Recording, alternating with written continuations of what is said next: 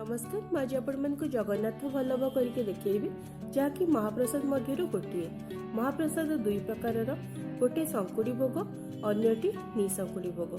संकुड़ी भोग विभिन्न प्रकार अन्न डाली डालमा साकर महुर बेसर रायता एवं भिन्न भिन्न प्रकार भजा सब रही है। ठीक से भाई निसंकुड़ी भोग जी सब सुखिला भोग एवं पिठापणा रुहे जमीती कि मंडा काकरा अमालु कांति खजा गजा खैरी चूड़ एमती अनेक किछि।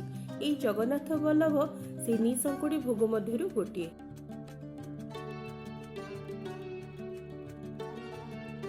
वल्लभ करने बेसी किसी चीज दरकार पड़ेनी केवल अटा चीनी देसी घी ता छड़ा अलैच लवंग गुंडरू किछि एवं अल्प जायफल गुंड। भोग करने प्रथम गोटे कड़ईटे गरम करनेली एबे अधा कप रु टिके कम देसी घी देदेली। घी टिके गरम हो गलानी एबे सेतिरे मु नेइथिबा गोटे कप अटा को देदेली।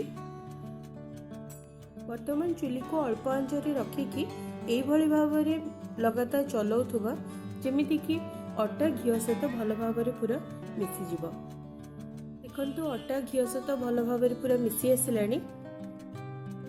लगातार भाबे अटा को हमें किछि समय पे भाजी नबा।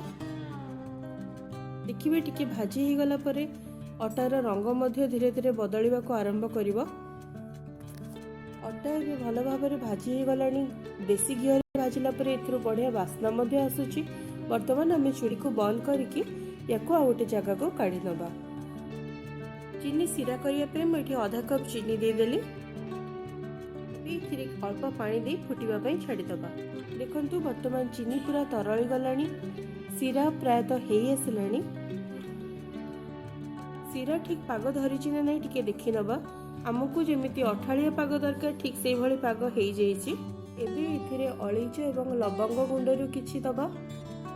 तापरे गोटे पिंच जायफल गुंड देई सब जिनस को भल भाबरे मिसई नबा। सिरा पूरा हेई गला परे घी रे आगरु भाजिके रखिथिबा अटा को देकी भल भाबरे मिसई नबा। देखंतु एमती लगातार भाबरे चलेबा जेमती कि सिरा सहित अटा पूरा मिसी जिवो। तापरे चुली को बंद कर दबा। गोटे थाई रे भल भाबरे घी मारिकी करिथिबा मिश्रण को बेथरे दे दबा। एमती पूरा समान करि नबा एवं किछि समय ठंडा करिया पे रखि दबा। समय रखिला परे देखंतु ठंडा हो गलानी। एबे हमें याको काटि नबा।